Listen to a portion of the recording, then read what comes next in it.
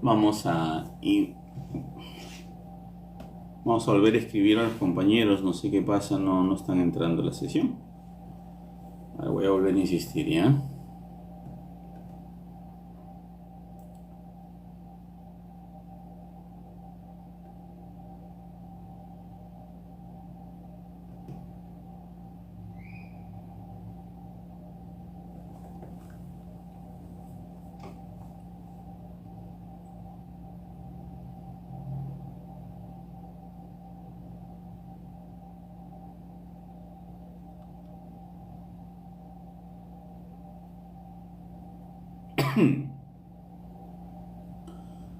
Acá está.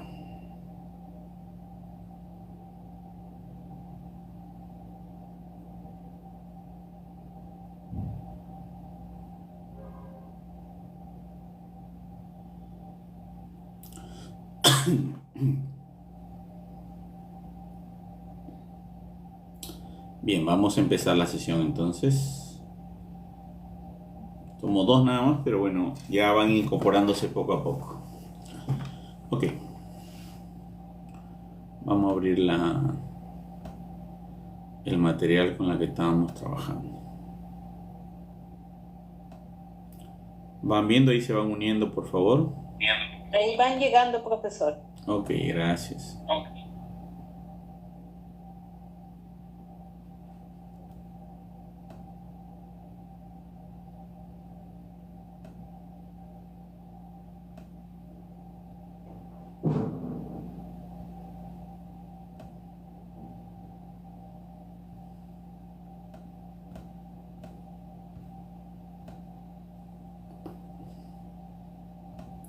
La sesión anterior fue el día 13, ¿no? 13.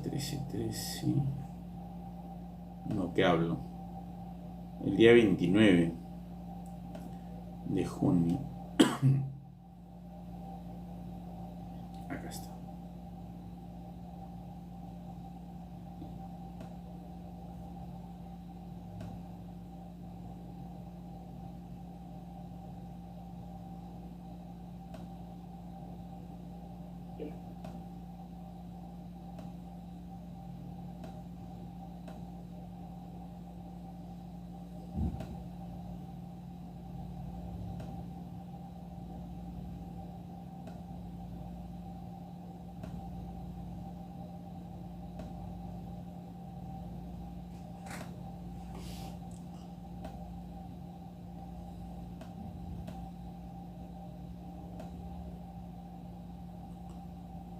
Ok, vamos a hacer la proyección y vamos a empezar con la grabación.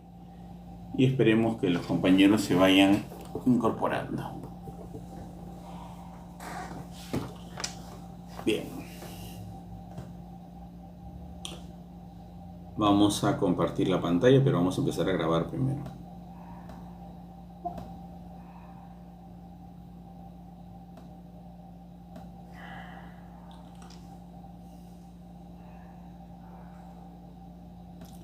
Vamos a continuar hablando hoy día de las partes de un proyecto de investigación.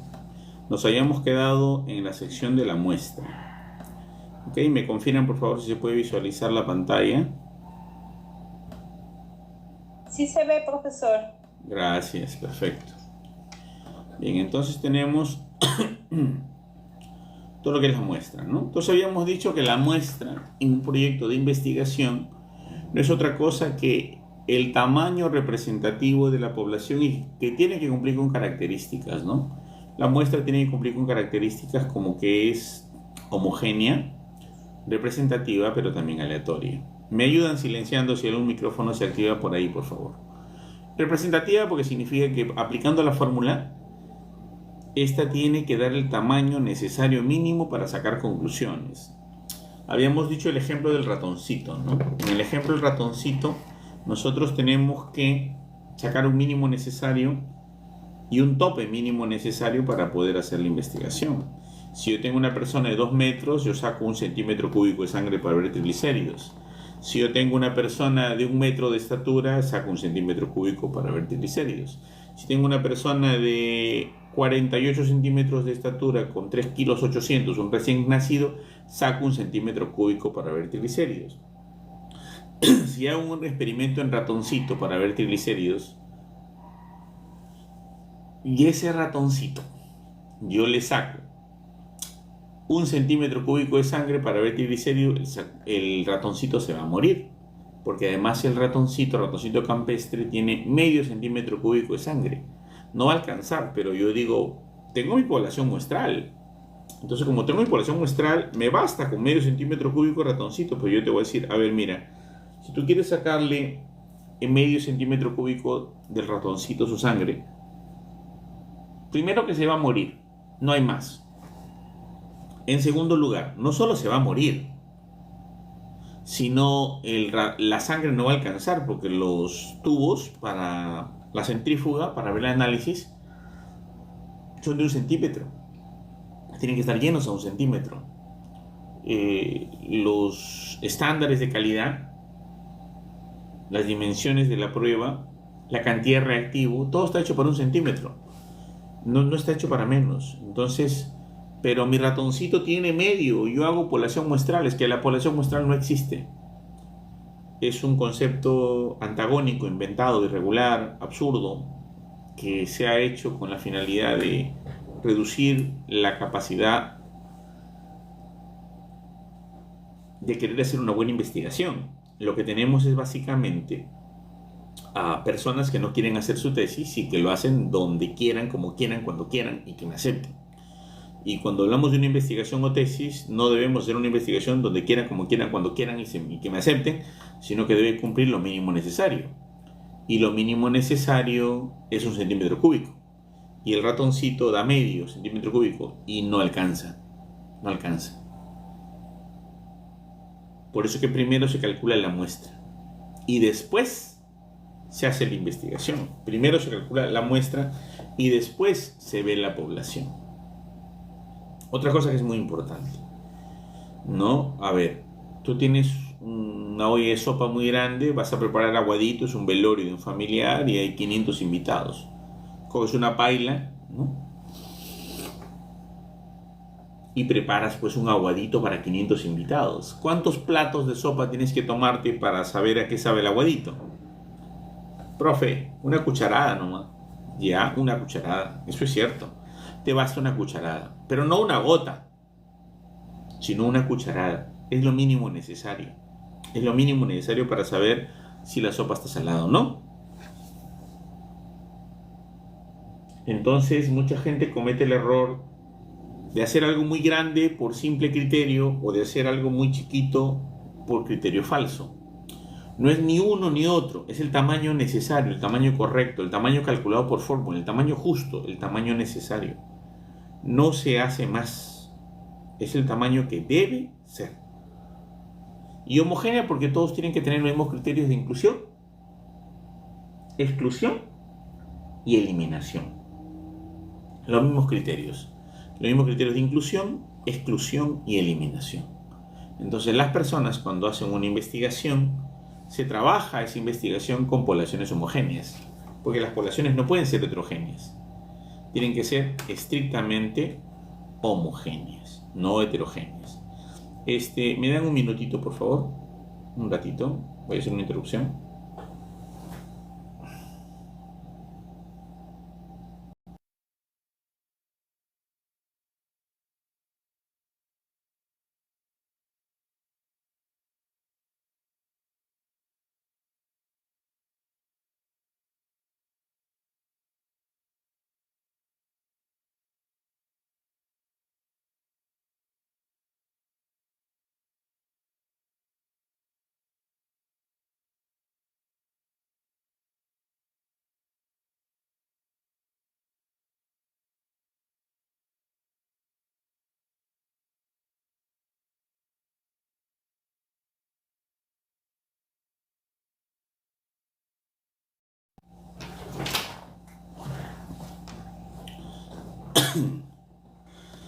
Repitiendo entonces, ¿no?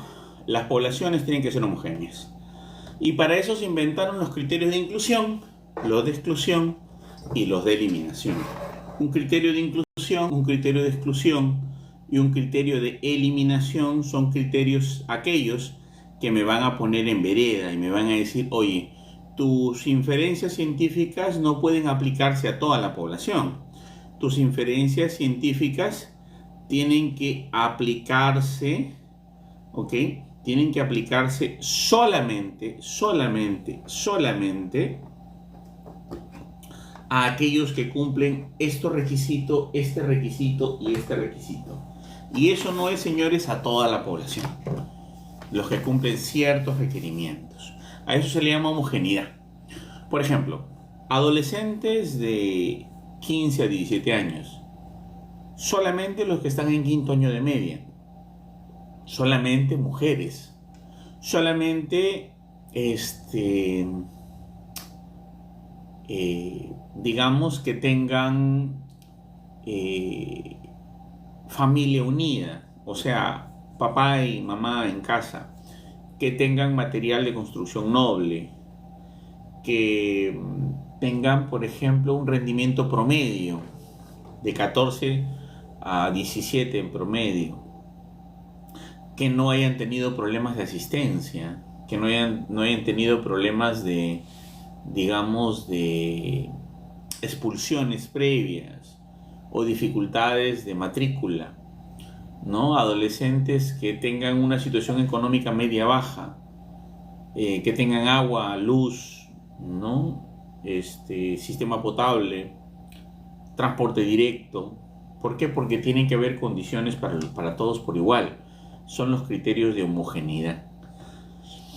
Entonces, algunas personas me dicen, profe, mi población es el colegio, mi muestra quinto año.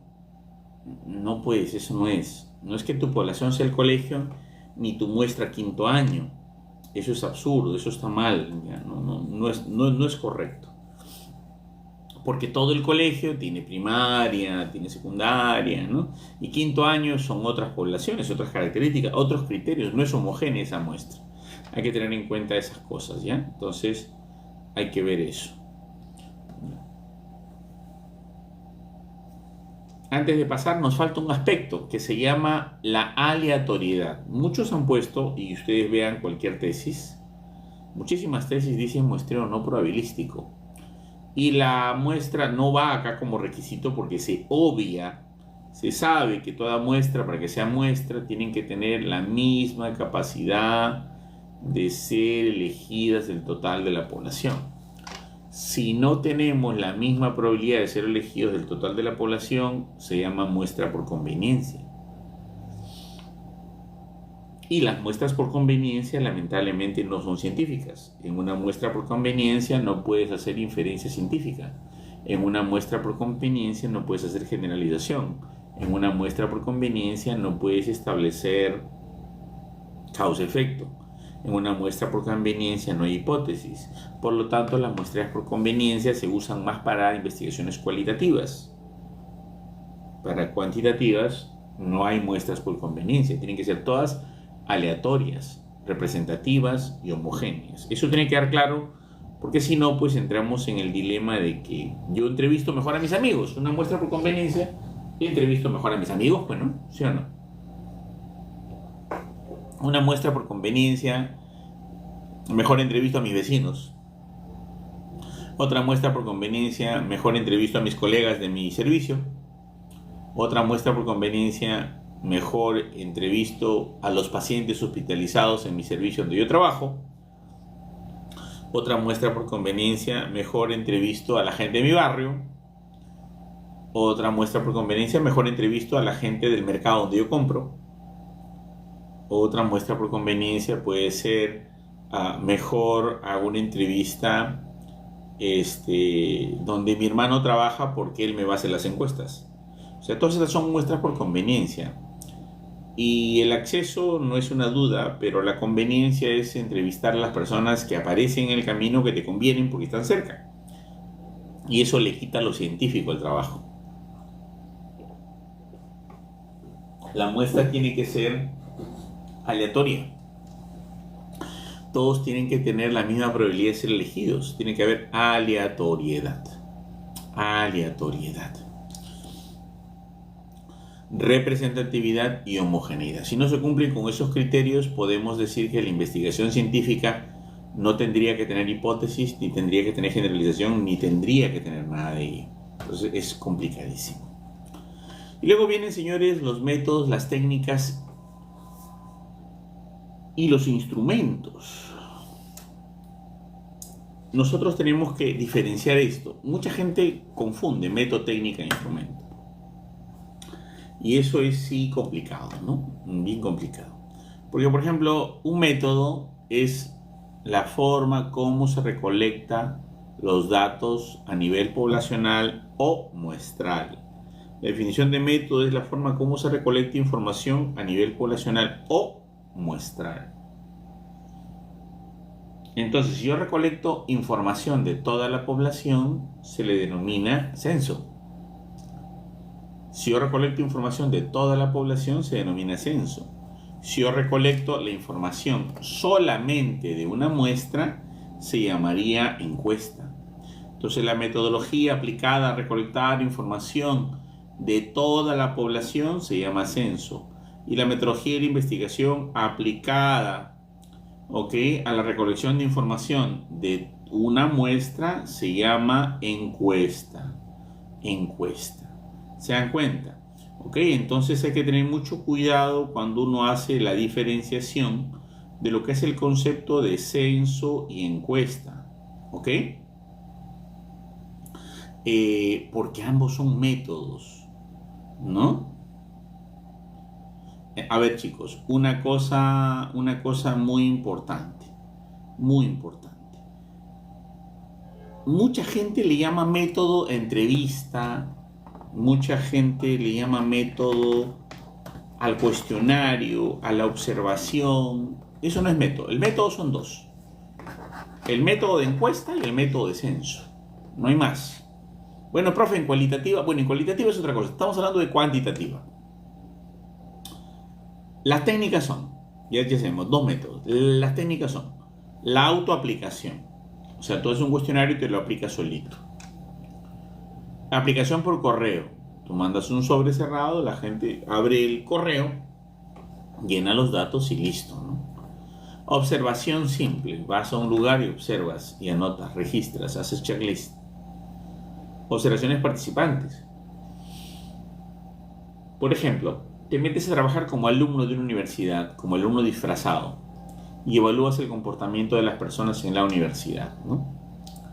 Digamos, los flujos, los procesos, los aprendizajes, la forma como interactúan, ¿no? Una vez, por ejemplo, estuve haciendo un levantamiento de datos en una universidad y había una señorita de primer ciclo que se acercaba a los alumnos y le regalaba tabletitas de cafeína para que pudieran estudiar y tuvieran mayor concentración en el examen. Bueno, qué buena gente esta señorita que regalaba tabletitas de cafeína, ¿no? Pero me pareció un comportamiento curioso. No hay nadie que regale cositas de ese tipo en una universidad, más en primer ciclo. En vez de tomar café, tomaban tabletitas de cafeína regaladas por esta persona, ¿no? Por ejemplo, y mi observación era muy práctica. Empecé a observar, anotar, registrar, ¿no? Y esa observación participante, ya te involucras como un participante. No solamente observas de fuera. A veces cuando observas de fuera, interrumpes el proceso.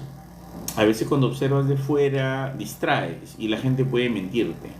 A veces cuando observas de dentro, como si fueras un participante más, de repente los datos son más sinceros. La gente deja de verte extraño y se sincera contigo.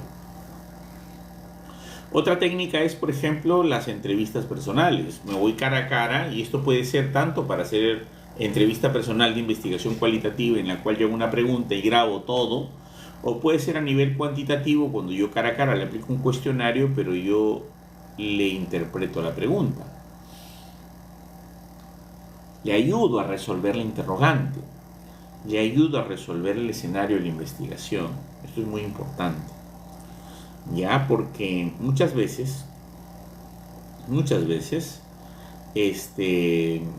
la gente no interpreta, no entiende las preguntas. Y cuando no entiende las preguntas, a veces tenemos una enorme dificultad con la que estas personas responden. Si no entienden, van a inventar respuestas, van a responder mal, van a responder por responder, van a tener una mala resolución del cuestionario y te va a dar un sesgo. Y tú vas a pensar que la investigación está recogiendo bien los datos y lamentablemente no está recogiendo bien esos datos. Puedes hacer también entrevistas grupales cuando haces ya investigación cualitativa o de repente pasar información de documentos, lo que se le llama el registro documentario. Pasa información de documentos, historias clínicas, files, expedientes laborales, informes de trabajadores. Tienes varias herramientas o varios recursos para hacer esto, ¿sí? Es muy importante que se tome en cuenta eso porque muchas veces, ¿no? Muchas veces se tiene pues esa enorme dificultad, ¿no?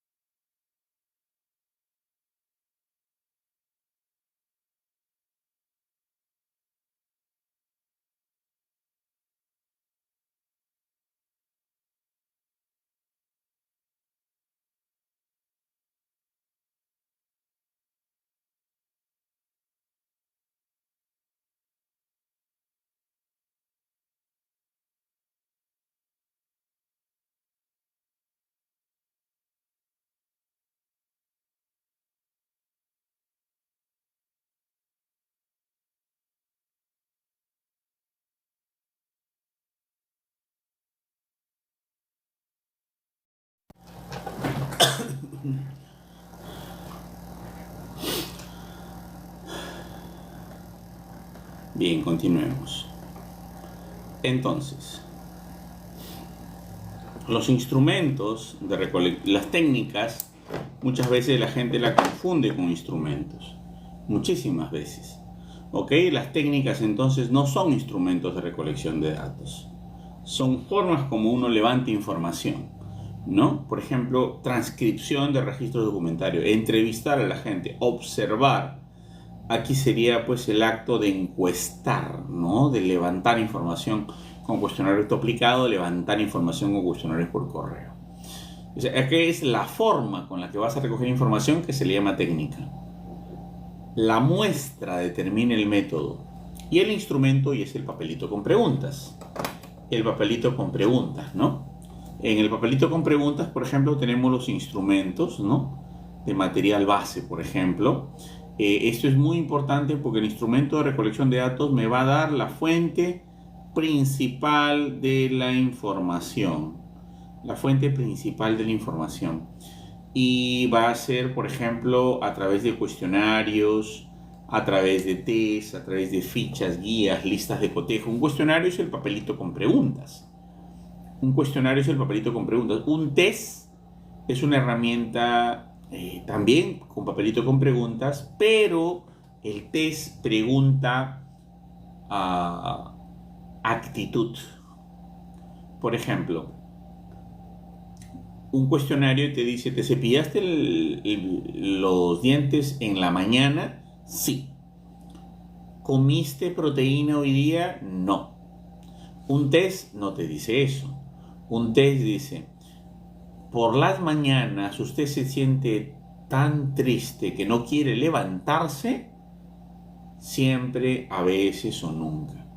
Usted siente ganas de llorar espontáneamente en alguna circunstancia del día, ¿no? Siempre, casi siempre, nunca. O sea, el test es más reconocimiento de patrones de comportamiento y actitudes, mientras que el cuestionario es el recojo de evidencia tangible de la realidad de manera objetiva. Entonces, el cuestionario hay que tenerlo muy claro. fichas. Las fichas son para transcribir información, por ejemplo, de una historia clínica. Con una ficha yo levanto información de una historia clínica y llevo datos de un expediente laboral o de un expediente judicial a una ficha. Una ficha es como un cuestionario, pero que no pregunta a nadie. Una ficha es como una especie de cuestionario sin preguntas, porque vas a recoger datos de un expediente, por ejemplo, de una historia. Por ejemplo, edad de la paciente, edad del enjuiciado, delito, medios probatorios, cuántas sentencias ha tenido. No son datos que se transcriben, ¿no? Sino que en el cuestionario se transcribe lo objetivo y preguntado a una persona, y en la ficha lo que se encuentra en documentos o expedientes. Esa es la diferencia entre la ficha con el cuestionario. Las guías son un conjunto y una combinación de varias cosas. Por ejemplo, tenemos y ahorita voy a combinar. Primero vamos a ver la lista de cotejo. La guía, estamos en la guía. La guía es una guía de observación, en la cual pues, nosotros observamos lo que acontece. Por ejemplo, ¿el médico se lavó las manos? Sí, no. ¿Cuánto tiempo la derecha? 7 minutos. ¿Cuánto tiempo la izquierda? 1 minuto.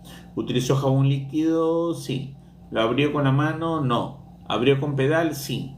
Etcétera, ¿no? Entonces, luego levantó las manos y le alcanzaron una toalla? No. Entonces tenemos que detallar todo lo que estamos viendo en una ficha, ¿no? Generalmente son fichas de observación. Mientras que diga en una guía, generalmente son las guías de observación. Las guías de observación se usan para observar, ¿no? Protocolos, movimientos, comportamientos, producciones, comportamiento hospitalario, comportamiento de los pacientes, conductas, etcétera, ¿no? Y la lista de cotejo, que es un instrumento más completo que combina todos los anteriores. Una lista de cotejo puede tener cuestionario, puede tener test, puede tener fichas, puede tener guías, puede tener todos dentro de ella, ¿no? Una lista de cotejo, por ejemplo, para ver el liderazgo, ¿no? De un colegio. Entonces yo primero voy y evalúo en un expediente, en un documento donde está el libro de actas, para ver si tiene capacidad convocatoria el líder, y veo cuántas han asistido a la reunión. Entonces ahí voy anotando con una ficha que va dentro de la lista de cotejo, digamos, todas las cosas que yo encuentro en el documento. Pero también me toca encuestar a alguien o hacer un cuestionario. Más abajo vienen preguntitas para el gerente, ¿no? Y luego tengo más cosas que observar: el comportamiento, la salida a tiempo de los trabajadores. ¿Cuántos trabajadores hay? 10 para las 5, por ejemplo, que es la hora de cierre, ¿no? Entonces todo eso yo listo en listas de cotejo que combina diferentes instrumentos. Entonces hay instrumentos que son estructurados, que son solo para marcar, y hay instrumentos que son inestructurados, que son solo para llenar. Y hay instrumentos que se mezclan, tanto para llenar como para marcar. O sea, combinación de estructurado con inestructurado se le llama semiestructurado, ¿no? Semiestructurado. Algunos son para marcar, otros son para llenar. Muy bien. Ok. Y luego que hemos recogido toda la información que le hemos recogido a través del instrumento de recolección de datos, luego hay que analizarla, ¿no? Pero en el proyecto de investigación no vamos a hacer análisis, pero sí vamos a proponer qué prueba estadística vamos a hacer, ¿no? El análisis debe ser coherente con los objetivos y coherente con la hipótesis, ¿no?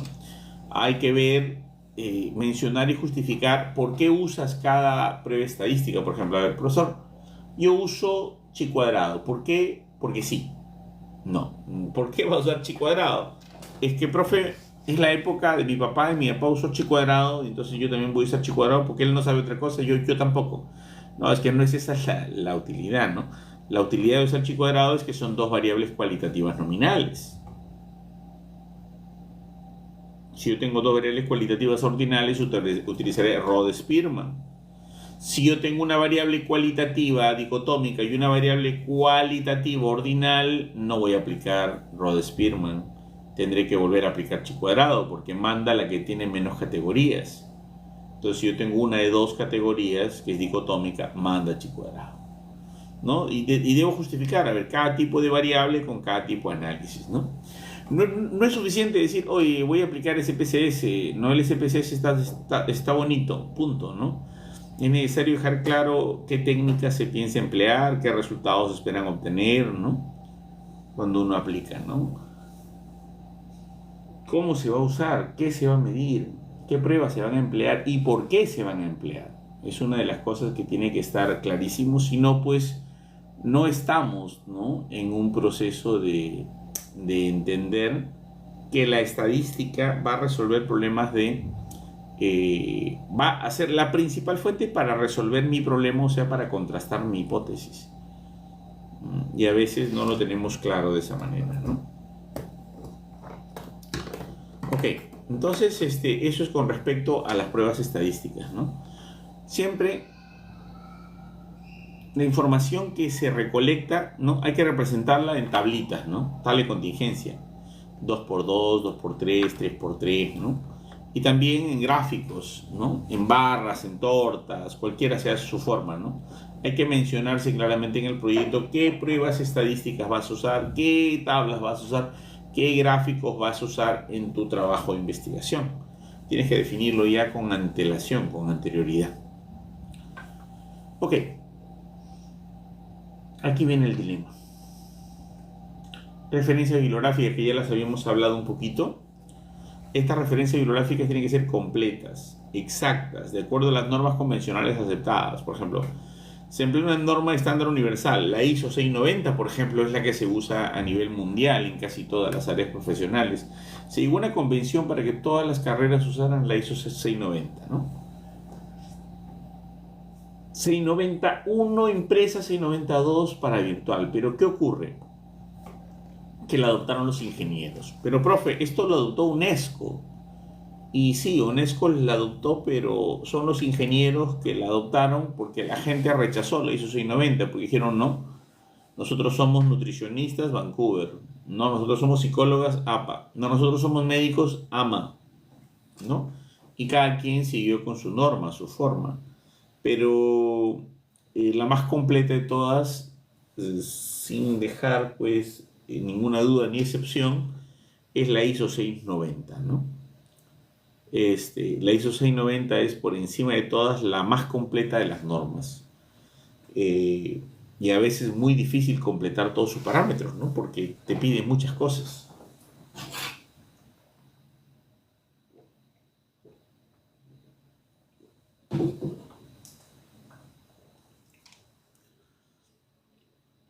Entonces, ¿para qué sirve estas referencias, no? Para darle al lector la oportunidad, de comprobar la existencia de fuentes originales, ¿no? Es un indicador directo de la profundidad de la investigación.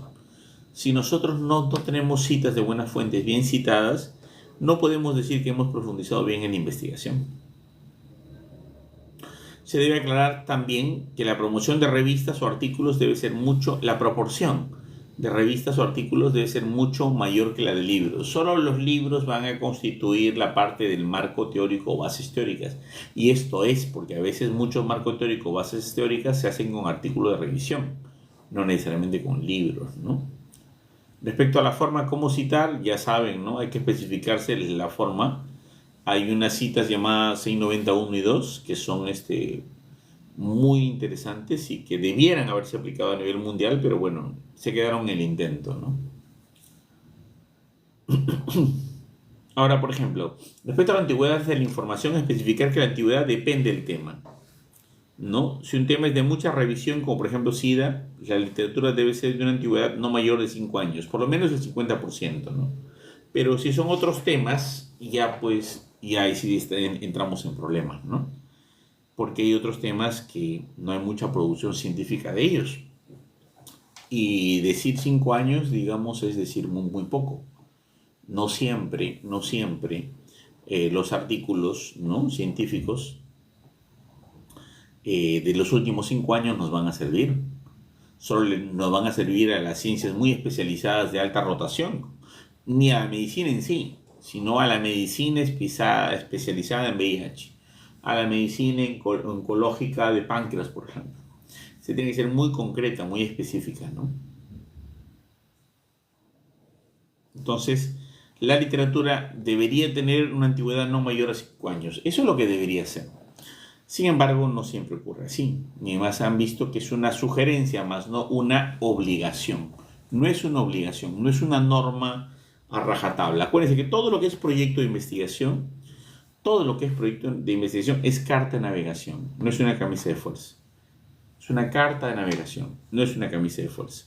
Son sugerencias, no son reglas, ¿no? Porque en todas las ocasiones, tú presentas un proyecto de investigación en diversas universidades americanas y te vas a dar cuenta que ninguna de esas universidades americanas, ninguna, tiene el mismo estilo en todas las tesis. No se repite el mismo estilo en todas las tesis.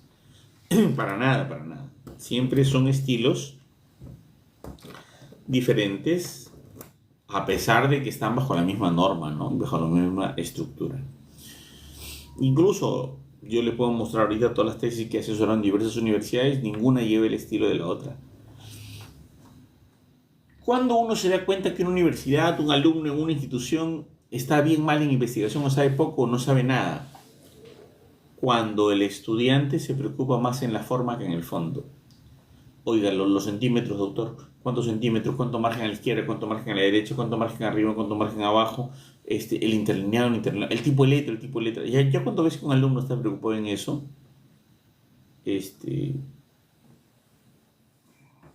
hay muy bajo background, ¿no? Muy bajo conocimiento, ¿no? Lo que se debe pensar es en el fondo de la investigación, más no la forma de la investigación. ¿Ya? Entonces, otra cosa que es muy importante, si el tema es original y no hay muchos antecedentes al respecto, si es inédito, entonces no existe límite de la antigüedad de las referencias, ya que estamos orientando solo a que se estudien temas muy investigados y de aportes irrelevantes, ¿no? Cuando no hay muchos antecedentes o hay pocos antecedentes o es muy confuso encontrar antecedentes, el tema es más rico. O puede ser una sesión espuria también, ¿no? Pero por lo menos esperando que sea un buen escrutinio, entonces debemos partir por ahí. Bien, entonces señores, hemos hablado de toda esta parte, ¿no? De la tipología del estudio. Vamos a ir a la siguiente sección. Esta es la número 4.5. Okay.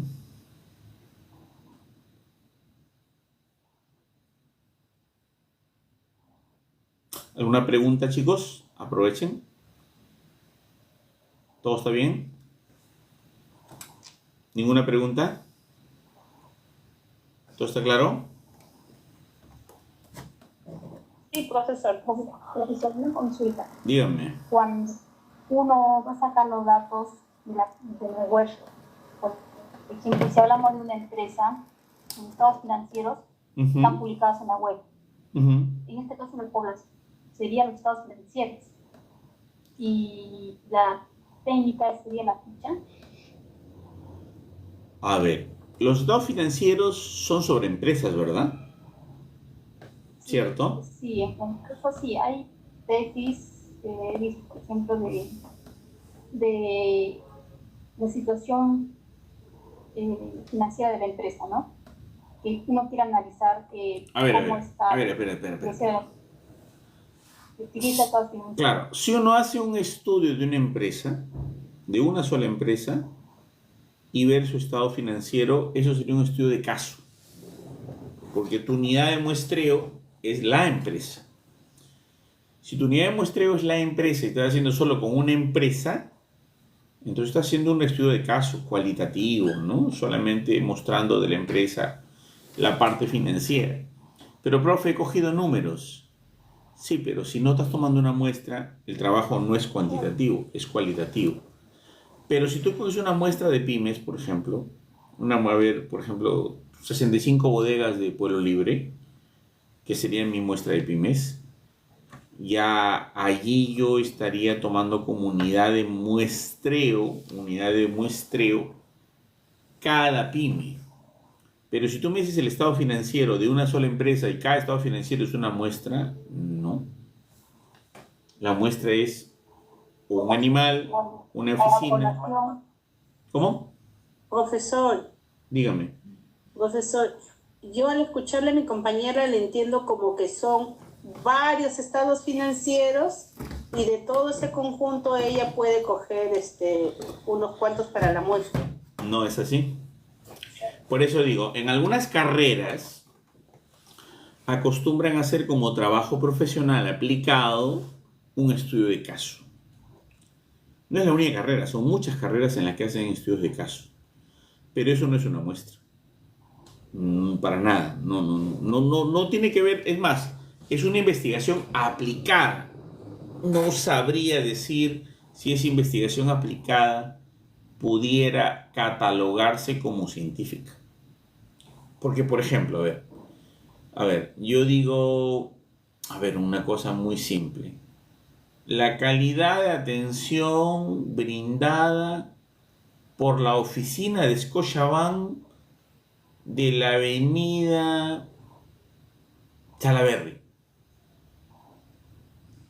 Entonces yo entrevisto y aplico un cuestionario a los trabajadores de la oficina de Scotiabank de la avenida Salaberry, que es toda una empresa, es todo un local, tiene su organización propia, no se conecta con el resto, es autónoma, tiene su producción propia, su política sí tiene que ver con la integralidad, pero es la oficina de Salaberry. Entonces ahí yo tengo un acceso, yo trabajo y saco sus estados financieros.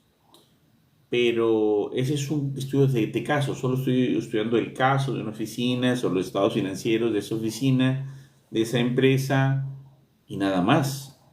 No está haciendo una investigación científica, hasta ahí solamente es un reporte académico, un reporte profesional, ¿no? De datos que son útiles, pero que no son investigación. ¿Sí? Saco varios años, supongamos del año 2000 al 2000. Pero sigue siendo los estados financieros de una empresa. O sea, la muestra... vamos a explicarlo mejor. La muestra y la variable. La variable es una situación que varía en un determinado corte temporal, que varía siempre, tiene alternativas y además es medible. Entonces, yo por ejemplo, y esa variable le pertenece a una unidad de muestreo, que puede ser un sujeto u objeto, ¿no? Que puede ser un sujeto de observación, un objeto de observación, y que va a dividirse en unidad de análisis y en unidad de observación. Entonces, mi población, digamos, es 100 personas que habitan en el barrio Chucuito, por decir.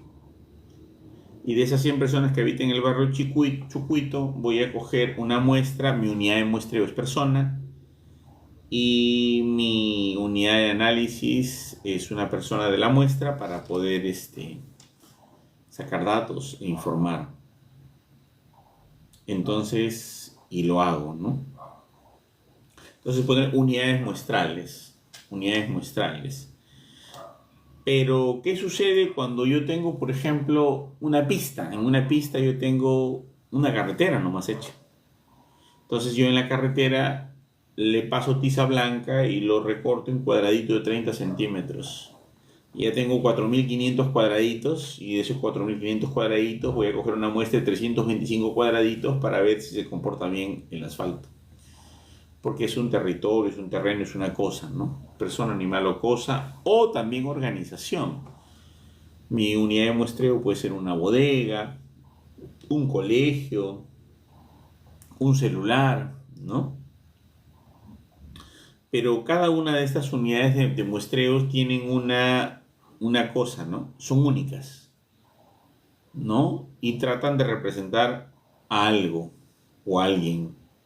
Entonces, por ejemplo, mi unidad de observación va a ser la mamá, mi unidad de análisis va a ser un niño, ¿no? Mi variable si tiene parasitosis, por ejemplo. Mi unidad de observación va a ser un banquero, mi unidad de análisis va a ser el proceso de atención del banquero, y mi variable va a ser la calidad de la atención. ¿sí? Entonces, en el caso de una unidad de muestreo, pues un banco, una tienda, una empresa, una pyme, y esa pyme tiene varios estados financieros, los estados financieros pertenecen a una unidad de muestreo, que es una pyme, que pertenecen a una muestra grande, que son varias pymes, cuya unidad de observación va a ser pues el flujo de dinero, el movimiento contable, ¿no? Y la variable va a ser pues la rentabilidad o qué sé yo. Entonces, pero la unidad de muestreo es la empresa, no es los pagos de mes a mes. Ahora, como esto no lo saben mucho los profesores, tranquilamente le pueden aceptar, no hay problema, ¿no? Le pueden aceptar. Es más, hay mucho desconocimiento de estos conceptos y la aceptación suele ser muy fácil para cualquier tema. La gente no le gusta meterse en líos, no le gusta complicarse, ¿no? Pero lo que sí es cierto, ¿no? Lo que sí es cierto es que tiene que usted dilucidar y diferenciar claramente a quién va a investigar y a través de quién va a investigar. A través de quién va a investigar unidad de observación, a quién va a investigar unidad de análisis. Y si son movimientos bancarios y la unidad de observación es una pyme, entonces se acabó el estudio, ¿no? No hay investigación, ahí solo hay trabajo aplicado, ¿no? Trabajo aplicado.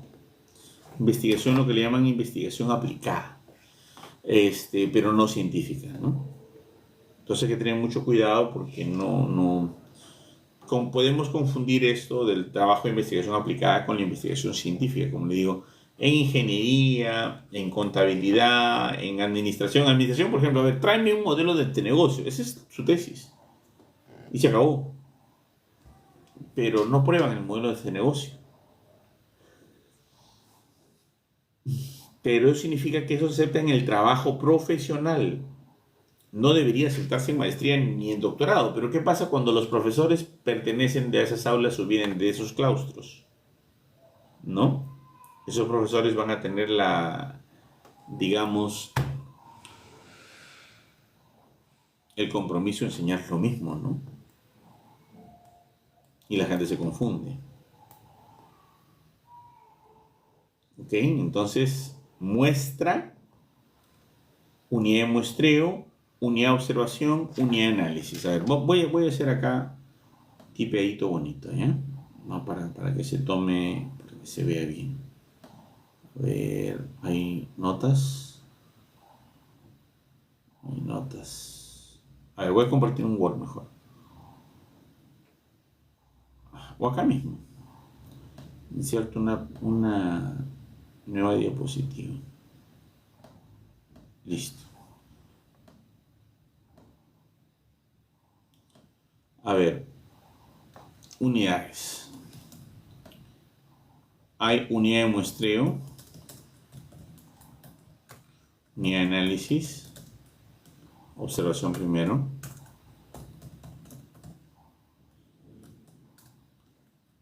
unidad de análisis.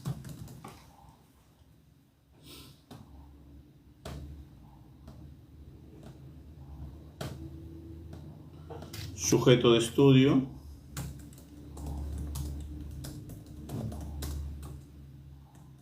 objeto de estudio,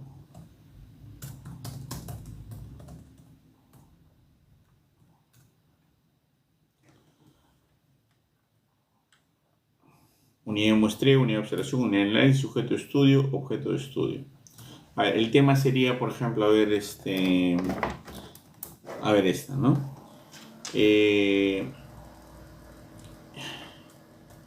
Implementación de software analytics en la mejora de la rentabilidad de las pymes del Callao.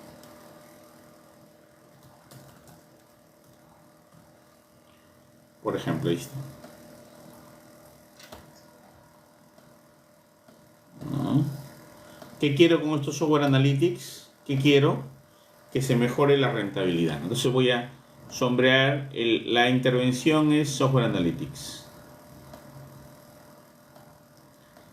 Y la variable dependiente es rentabilidad de las pymes.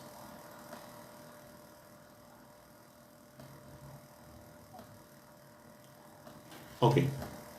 Entonces vamos a ver cuál es su unidad de observación, cuál es su unidad de análisis y todo, ¿no?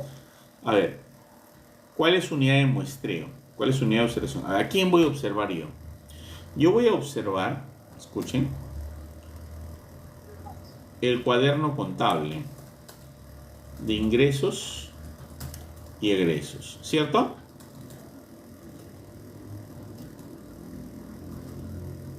El cuaderno contable, ya está. Esa es mi unidad de observación. Chicos, ayúdenme con los micrófonos, por favor.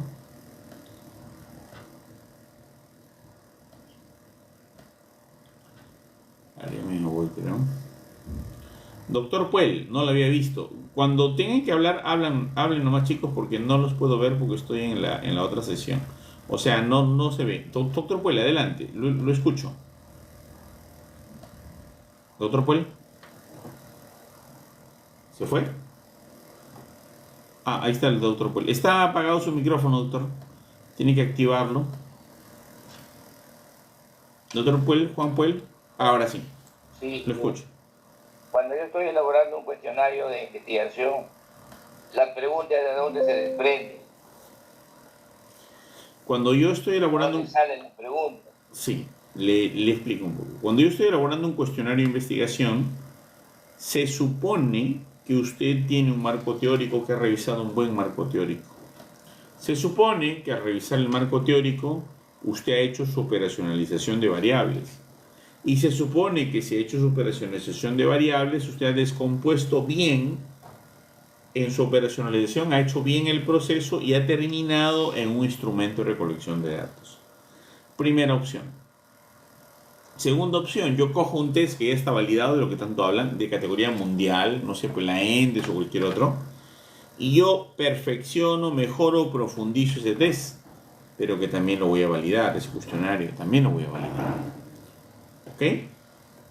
Entonces, y profe, ¿yo podría poner mi cuestionario de recolección de datos de otra tesis? No. Si fuera una encuesta demográfica de salud nacional, sí. Si fuera un censo, sí. Si fuera la historia clínica electrónica del Ministerio de Salud, sí. Pero yo puedo aplicar cualquier instrumento de cualquier amigo y agarrar, usarlo y justificar que ya está validado, tiene el FileCrombat 0.7 y listo. No. No se puede hacer eso. Solo las validaciones universales o mundiales son las que sirven, no las locales, las hechas por nosotros mismos, ¿no? Entonces el instrumento viene o de mejorar uno que ya existe o de generar uno a través de la operacionalización que viene del marco teórico. ¿Sí, otro Puel? Bueno, sí, porque yo he estado viendo un video sobre de dónde salen los cuestionarios. El expositor hablaba de que el cuestionario sale de los objetivos. A ver, dos Salen cosas. del objetivo general y salen de los objetivos específicos. Dos cosas. Cuando su investigación es cualitativa, las preguntas norteadoras que van a dar origen a otras 10, 15 preguntas por cada pregunta norteadora salen de los objetivos específicos, porque a nivel cualitativo los objetivos específicos son objetivos de interés no cualitativo, o sea, puede ser que no sea necesariamente la descomposición de las variables. Mientras que en una investigación cuantitativa, ¿no? La descomposición no viene de los objetivos, vienen de cada variable. Mi variable independiente, mi variable dependiente, y cada una de estas se va a descomponer en dimensiones. Luego que lo has descompuesto en dimensiones subvariables, ya recién al finalizar todo tu proyecto de investigación, al finalizar todo tu proyecto, ¿no? Ya vas a estar seguro que ese proceso de operacionalización fue el correcto, porque luego lo sometes a validación, ¿ya? Entonces, cuando tú elaboras un instrumento de recolección de datos, eso no sale de los objetivos, solo en cualitativa. sale de tu creatividad, de literatura, de los libros. Sale de bases teóricas fuertemente confirmadas. Sale de un proceso de juntar muchas bases, mucha literatura para saber la forma como has hecho tus objetivos, que digan tus variables, subvariables, indicadores a través del proceso de operacionalización. Pero los objetivos no tienen nada que ver ahí, ¿no? Es más, yo hago los objetivos, por ejemplo, para que tengan una idea. Hago mi proyecto, mi variable independiente, mi variable dependiente, la operacionalización, muestra, muestreo, ¿no? Completo todas las partes administrativas, metodológicas, cálculo de la muestra y todo, ya. Ok. Pero, ¿no? Una vez que he recogido toda esa información, ¿no? Toda esa información, ¿no? Ya nosotros vamos a tener la total certeza, ¿no? De que esa información que hemos recogido nos va a enrutar a hacer un marco teórico correcto, del cual sale una operación correcta, del cual sale un instrumento correcto. Pero, ¿qué sucede? ¿No? ¿Qué sucede si nosotros hacemos la descomposición de los objetivos?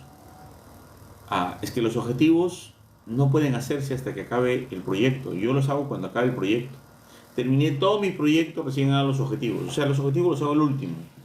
Pero profesor, está mal, me dice, porque usted lo que tiene que hacer es, ¿cómo va a saber qué medir si no están los objetivos? Entonces yo le diría, entonces los invento. Los objetivos tendría que inventarlos. Si lo hago sin teoría, a ver, ¿cómo sería un objetivo? Según Feinstein dice, la descomposición de una variable en función de la dicotomía de la otra. O sea, la multicotomía de una variable en función de la politomía de la dicotomía de la otra. Se me complica, ¿no? Entonces, ¿qué tendría que hacer? A ver, si yo hago los objetivos sin entender esto, porque entendiendo esto tengo que irme al libro y sacar las dimensiones de mi variable independiente y de la dependiente, sabiendo que los objetivos específicos no son formales, sino son científicos, y eso significa operacionalización de las variables. Operacionalización de las variables, entonces yo voy a hacer un proceso que descomponga las variables a su mínima expresión, y de ahí voy a sacar los indicadores y el instrumento de recolección de datos. Pero los objetivos específicos no tienen nada que ver, porque ni siquiera es la teoría. A ver, por ejemplo, la teoría de trato, o de calidad de la atención, por ejemplo. Calidad de la atención, según un autor, otro autor tiene diversas dimensiones. O sea, yo cojo la teoría de calidad de la atención de Parasuraman. O puedo elegir la teoría de calidad de atención de Abedis Abedian o de Judith Bruce. A ver, a mí me gusta más lo americano. Elijo la teoría de Judith Bruce. Entonces Judith Bruce me va a decir la calidad se divide en trato, tiempo de espera, resarcimiento, queja, limpieza, información, higiene, ambientación, etc., ¿no? Judith Bruce me va a responder eso. En su libro me dice cuáles son las dimensiones de la calidad de la atención. Ok, ya tenemos claro eso. Ya están las dimensiones de la calidad de la atención según Judith Bruce. Pero tuve que leer a Judith Bruce. Entonces, cuando hago los objetivos específicos, hago uno de trato, otro tiempo de espera, otro de privacidad, otro de resarcimiento. ¿Por qué? Porque todos son elementos que encontré en la teoría de Judith Bruce, que me dieron origen a la operacionalización y que me dieron origen al instrumento de recolección de datos, y que luego yo tengo ya listo para teorizar. Cuando ya acabé todo mi proyecto, yo recién digo, a ver, de estas 8 dimensiones que tengo de la variable dependiente, voy a hacer 8 objetivos.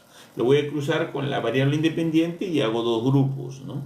Entonces, ya tienes ahí tus objetivos, pero miren al final, los objetivos es lo último que se hace en un proyecto de investigación, porque no son objetivos secuenciales, señores, son objetivos operacionales, no son objetivos secuenciales, no son objetivos de orden lógico, no son objetivos que se suma 1 más 1 más 1 más 1 más 1 y ya tenemos todo, no es así, son objetivos operacionales. Se suman, reconstruyen una variable, se suman, reconstruyen otra variable, se suman, reconstruyen otra variable. Y tiene que la teoría ser clara de medir qué va y qué no va. Mi instrumento que mide y qué no mide, ¿no? ¿Sí? Entonces los instrumentos de recolecciones de datos provienen de la operacionalización proviene del marco teórico, ¿ok? Y los objetivos no son otra cosa que la descomposición de mi variable independiente en función de mi variable dependiente, y eso se hace al final. Yo no puedo tener esos objetivos al inicio porque no estoy creando una empresa. Cuando tú creas una empresa tienes objetivos estratégicos, todo, ¿no? Pero en metodología de la investigación científica, quien hace los objetivos primero, antes de todo lo demás, está inventando. Está haciendo una lluvia de ideas de puro invento. Es puro cuento. No es cierto eso. ¿Ya? No es cierto. Muy bien. ¿Alguna pregunta hasta aquí? Gracias, doctor. Muchas gracias. No, no se preocupe. Gracias. ¿Alguna otra pregunta, chicos? ¿Queda claro? ¿Dudas? ¿Nada? Ok. Muy bien. Seguimos entonces. Una vez que yo estaba haciendo la determinación de las unidades. Disculpe que una pregunta interrumpió la otra y por eso no acabé la anterior. Ya, estaba haciendo esta, ¿ya? Estaba haciendo la medición de las unidades, ¿no? En una muestra. Entonces tenemos unidad de muestreo, eso va a ser al final. Unidad de observación, cuaderno de ingresos, por ejemplo. Y egresos, va a ser mi unidad de observación. Mi unidad de análisis, la rentabilidad de la tienda.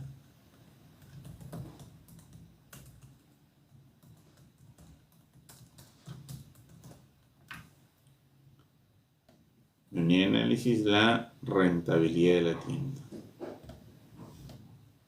¿Ok? Mi sujeto de estudio, ¿quién va a ser?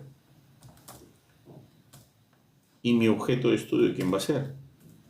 Mi sujeto de estudio va a ser el bodeguero. Mi objeto de estudio va a ser la bodega.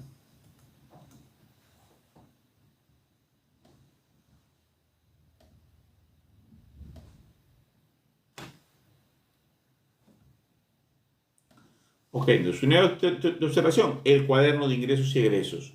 Unidad de análisis, la rentabilidad de la tienda. ¿A través de quién lo va a hacer? Preguntándole o que me dé información o que me acompañe en la resolución de la información, el bodeguero. ¿Cuál es el objeto de estudio? La bodega. La bodega es el motivo de toda la investigación para ver cómo le va. Okay, estas son las unidades, ¿no? Unidad de muestreo, ¿no? Es el que conforma la muestra.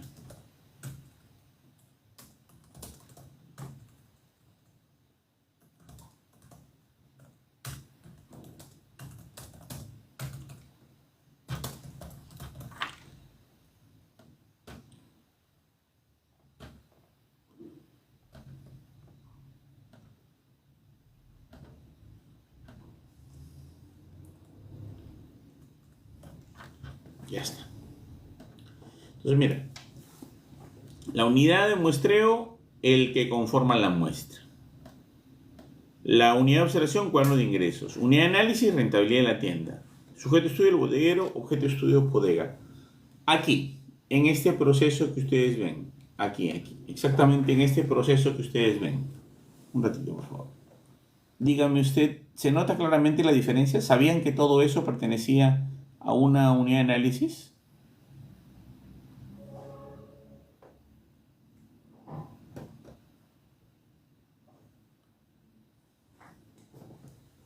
¿Sabían? Solo pensábamos que era un sujeto. Ahora, si en el caso de la señorita que nos dice, la empresa es una, entonces es como una bodega, ¿ya?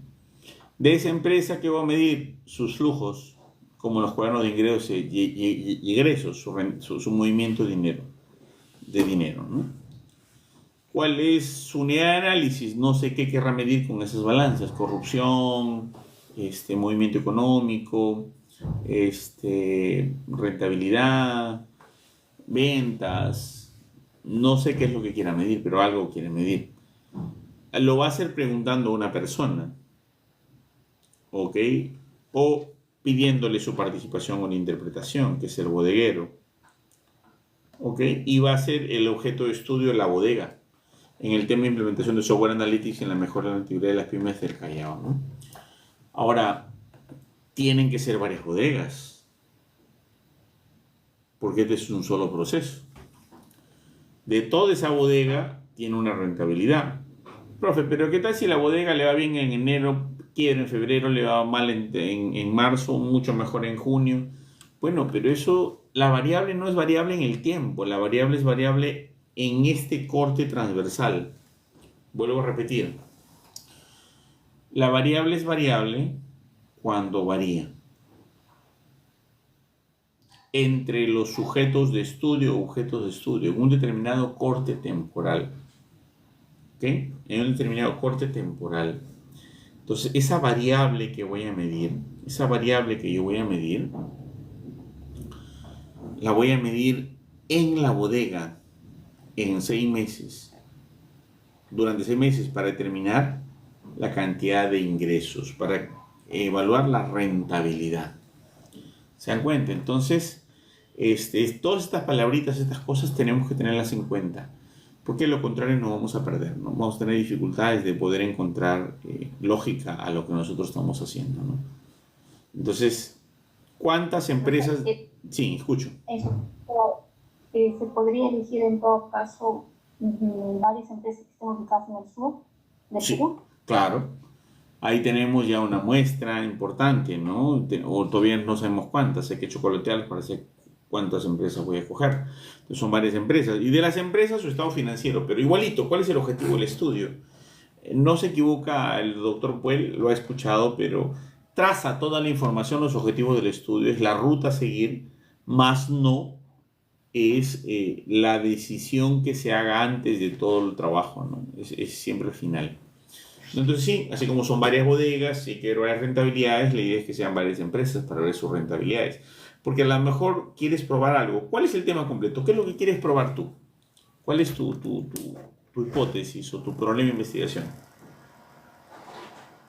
Bueno, está relacionado, en este caso estaba consultando con un profesor de la carrera de contabilidad y justamente es sobre cómo el capital de trabajo, ¿no?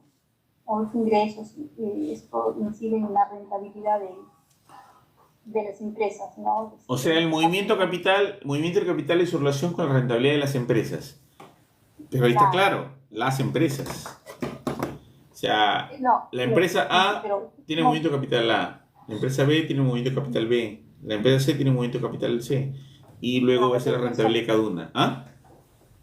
Claro, estados financieros que están publicados en la web, ¿no? Se podría decir, pero justamente un docente, conversando con un docente, me había indicado de que la población eran los estados financieros, por eso tenía esa duda, porque yo también le decía que la población eran las empresas, ¿no? Claro. Porque no, la población eran los estados financieros. No, Si son 5 los estados financieros es la unidad de observación. Y sí, justamente esa duda tenía, ¿no? Por eso Claro. lo consultaba. Sí, sí. No sé, ya me hiciste hacer un slide bien bonito. Pero bueno, ya lo trabajamos. Ok. Entonces ya tienes, creo que, bastante claridad ahí, ¿no? ¿Cierto? Muchas gracias. Sí, ok, gracias. Sí, está bien.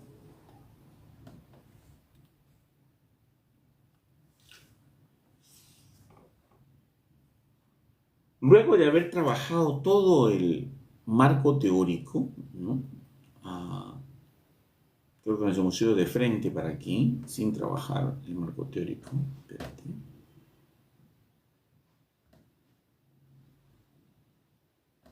Ya está.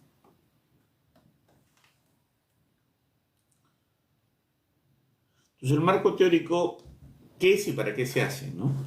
Es el fundamento de la investigación. O sea, acá se juntan todas las teorías, ¿ok? Todas las, digamos, los conocimientos previos, ¿no? Todo lo que apoya al investigador. Tú revisas diferentes fuentes y todo lo que te suma, todo lo que te apoya a ti, ¿ok? Y en segundo lugar, si el problema que se investiga es completamente nuevo, a veces no hay una teoría vigente, pero hay que sustentarlo y hay que armar literatura para que lo soporte igual, ¿no? En el caso del investigador puede valerse de cuánta teoría pueda sustentar su problema. y se tiene que ver precisado a hacer una construcción teórica que respalda todo su estudio. Porque si no haces una construcción teórica, tu estudio no tiene fundamento, ¿no? Por eso que los antecedentes, el marco teórico son fundamentales, son muy, muy, muy importantes en toda investigación. Diría que el 80% es importante para cada investigación. Bueno, el marco conceptual no es otra cosa que la definición de términos básicos, ¿no? Se saca algunos detalles simplemente, ¿no? Y aquí un poquito para aclarar el término de hipótesis y variables. Son 7 y 28. Ok, hipótesis y variables. Cuando hablamos de hipótesis, hablamos de una... Ojo, estamos hablando solo de la estructura del proyecto. De ahí voy a desarrollar cosa por cosa, una por una, ¿eh? En profundidad, con explicaciones, con ejemplos, con bases y todo, porque vamos digamos, a tener la mayor ejemplificación ya de casos, con tesis, con modelos, todos para que se pueda hacer un bonito trabajo, ¿no? Ok, entonces mire, una hipótesis es una respuesta tentativa al problema, ¿no? Una hipótesis es una respuesta tentativa al problema. Cuando hablamos de una respuesta tentativa al problema, estamos hablando de que tiene que haber bases teóricas para que se resuelva ese problema. Tiene que ser bases teóricas, ¿ok? Y esas bases teóricas tienen que estar de la mano con tu problema, ¿ok? Y esa base teórica tiene que soportarte, ¿ok? Y soportarte significa que, por ejemplo, que tú hagas tu investigación tomando una decisión, una doctrina teórica. Y esa doctrina teórica te va a hacer que tú tengas claro cuál es tu hipótesis y tengas claro cuáles son tus variables y cómo fundamentas tus variables. Entonces la teoría te responde el problema. Profesor, a ver, yo quiero a mayor puntaje al examen de admisión, mayor rendimiento académico dentro de la universidad. Sí, ¿no? Sí, está bien, puede ser. Tienes toda la razón. Puede ser. Pero hay otra cosa que también tienes que tener en cuenta, ¿no? Y si eso es falso, ¿qué? Esa es tu lógica. Pero ¿qué tal si todo eso es una mentira? ¿Qué tal si todo eso es una imaginación tuya? Algo que tú quieres probar y que está sesgándote. Solo ¿qué tal? Tienes que tener algo que te respalde. Y la teoría es la que te respalda. Esa teoría tiene que ser anticipada y debe ser contrastada porque la teoría no te marcó. Las investigaciones previas o el libro, ¿no? Para contrastar o verificar las hipótesis es necesario medirlas con variables para poder contrastar, ¿no? Y esas variables tienen que ser medidas, tienen que ser evaluadas en medios disponibles, ¿no? Tienes que rescatarlas, ¿no? Esa contrastación de hipótesis es aceptar o rechazar la hipótesis para poder demostrar tu investigación. Si tú rechazas la hipótesis nula, aceptas tu investigación. Si tú aceptas tu hipótesis nula, rechazas la hipótesis de investigación. Son dos hipótesis, la alterna y la nula. ¿Ok? Entonces, hay una hipótesis llamada alterna, como decía. ¿Ok? Que luego va junto con la nula. La hipótesis alterna, pero ¿por qué se llama alterna, profe? ¿Por qué alternativa? Sí, es que es la que tú quieres, pero la que yo quiero, ¿por qué se llama alterna? Porque es la que tú quieres y es la que no va a ser rechazada, es la que va a ser aceptada en caso salga. Bien, entonces, ¿cuál es la otra hipótesis? La hipótesis nula, que contradice tu investigación, va al revés. O sea, tú dices, al mayor puntaje del examen de admisión, mayor rendimiento académico en la universidad, ¿cierto? Pero la hipótesis nula dice al revés, a mayor puntaje del examen de admisión, menor nota en la universidad. A mayor, menor. ¿Ok? Dice lo opuesto, tú querías a mayor notas en el examen de admisión, mayor puntaje en la universidad. Pero la hipótesis nula dice, momento, al revés, a mayor notas en el examen de admisión, menor notas en la universidad. Y esa hipótesis nula tiene que ser aceptada o rechazada en un trabajo estadístico, ¿no? Hay que indicar si las variables en hipótesis son las mismas que se enunciaron en el problema, porque a veces cambian, ¿no? Y tener un error de variables es que está mal toda la investigación, ¿no? Los problemas descriptivos no tienen hipótesis. Es una cosa muy importante porque los problemas descriptivos tienen una sola variable. Y lo que tiene una sola variable no tiene hipótesis, señores. Porque sería una adivinanza, ¿no? Bien, ¿hasta aquí alguna pregunta? ¿Todo está claro? ¿Hipótesis? Para entrar al tema de variables.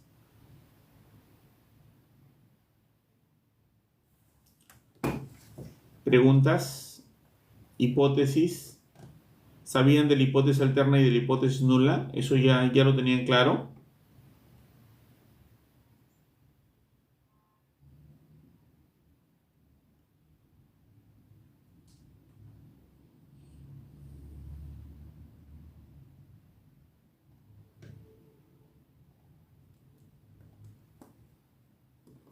Chicos, ¿se escucha o no? Sí, doctor, se escucha. Ya, perfecto. Ya, entonces hay dos hipótesis, alterna y nula. ¿Pero qué es lo que han visto en las tesis ustedes? ¿Han visto alterna y nula? ¿Qué han visto en las tesis? Hipótesis general, ¿qué más? Hipótesis general y Hipótesis específicas. hipótesis específicas. ¿Y eso estará bien? ¿Qué dicen ustedes? ¿Creen que está bien?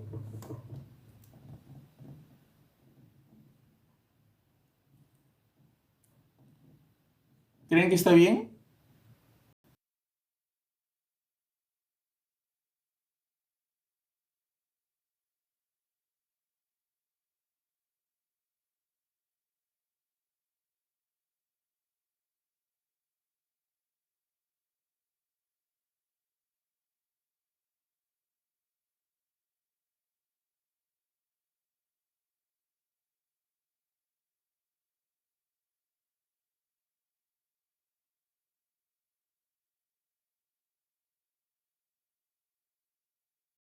En las tesis de pregrado, masivamente en Google, debe estar equivocado. Ya prácticamente ya hemos cogido un axioma. Lo que está en la tesis de pregrado, lo que está pululando por internet, lo que está googleándose, generalmente está mal. Mire ese buen concepto. Lo felicito, doctor Curó, porque es un concepto el cual queremos llegar, ¿no? Cierto. Las hipótesis son alterna y nula. La nula, la que se quiere rechazar estadísticamente, y la alterna, la que por obvio defecto, al ser rechazada,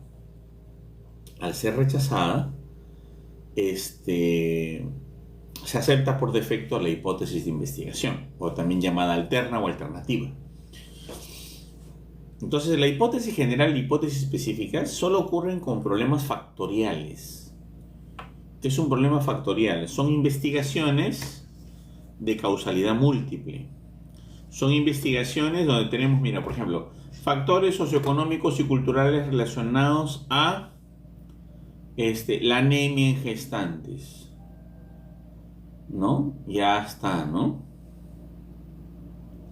La anemia en gestantes se debe a muchas causas, ¿no?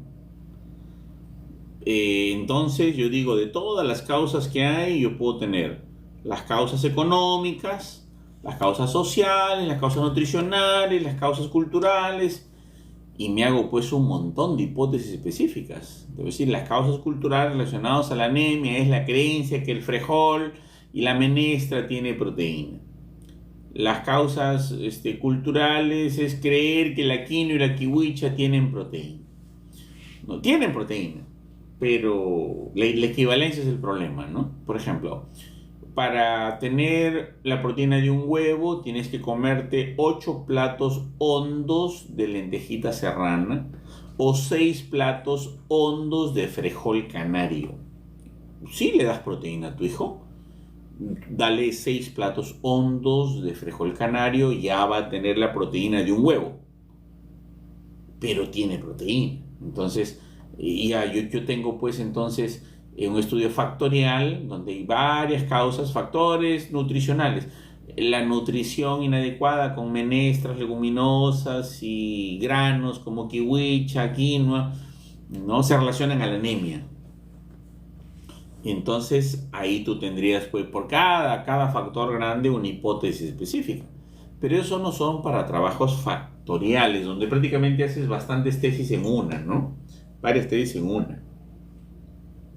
Pero cuando es un trabajo que no es factorial, que solo tienen dos variables, una independiente y una dependiente, nada más, no podemos hablar de hipótesis general e hipótesis específica. Eso, una premisa muy clara que nos dice el doctor Curo, eso tiene que estar mal. Muy bien.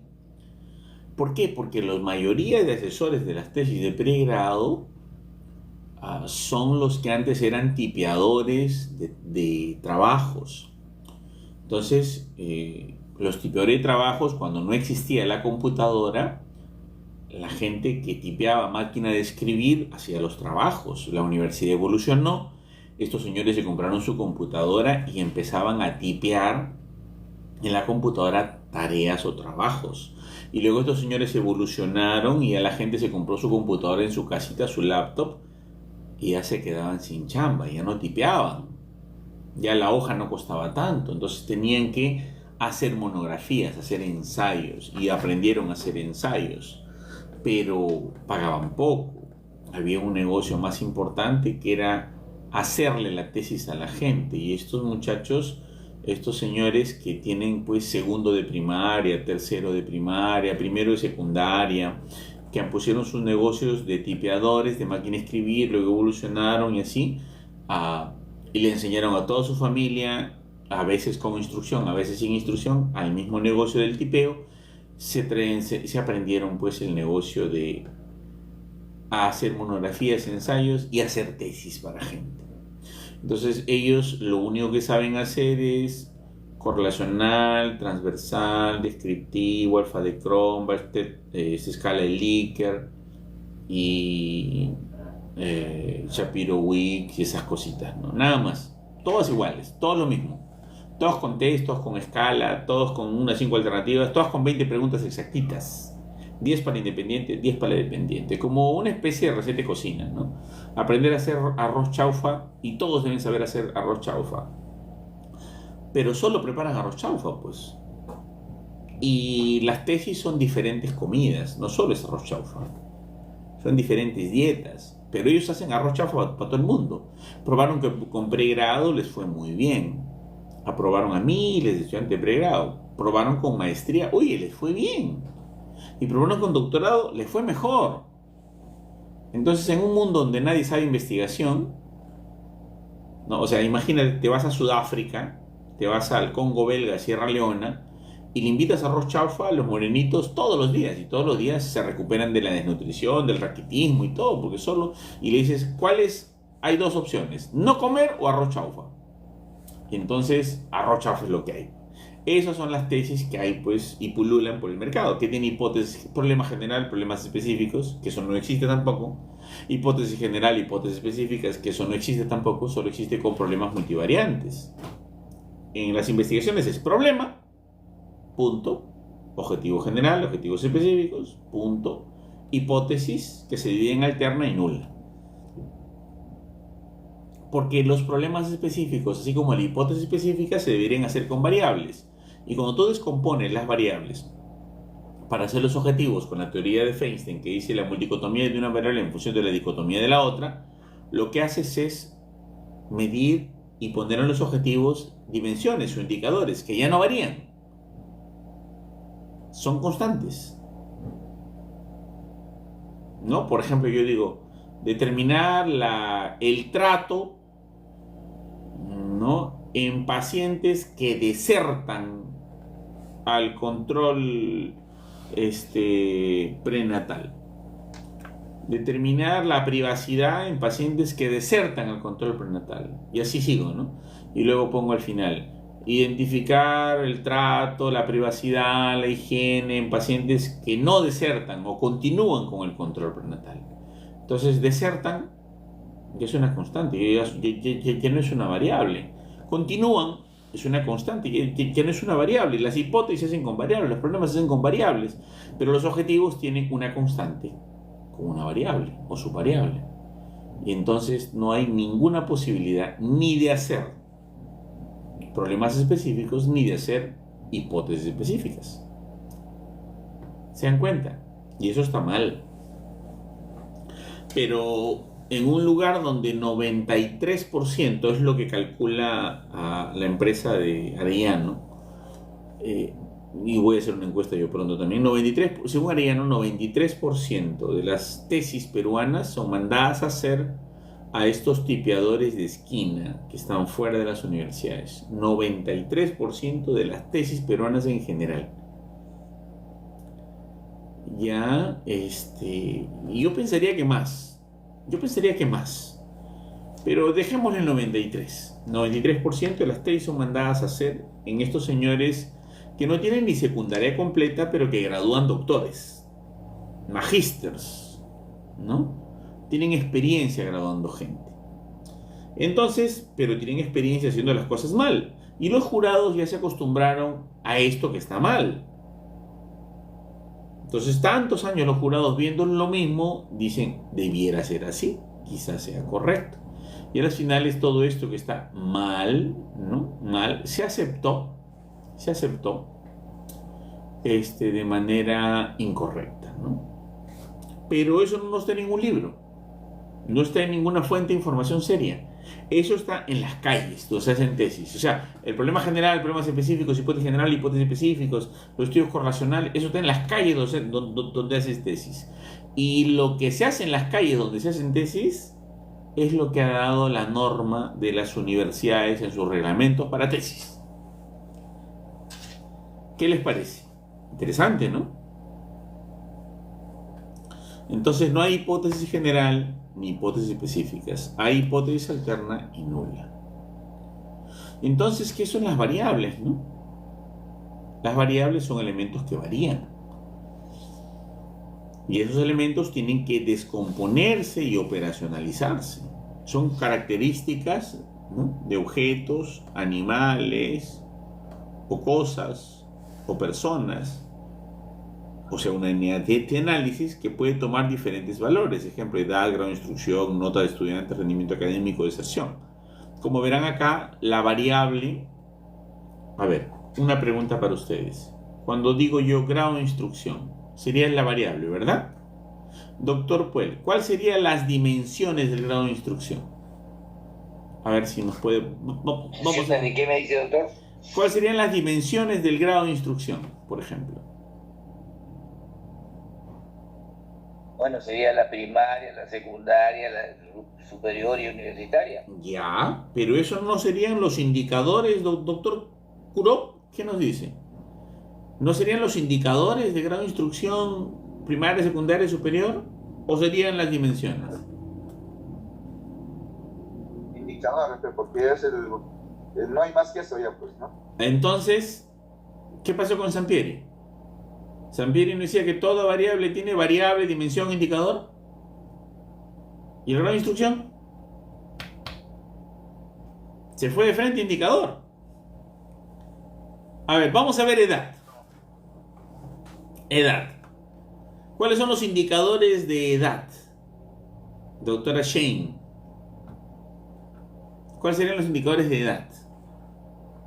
Podría ser por grupo, en este caso los indicadores de edad, por ejemplo, si estamos hablando de gestantes, tendría que ser un grupo poblacional.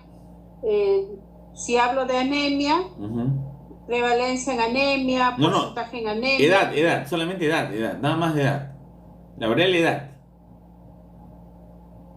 En adolescentes, en niños.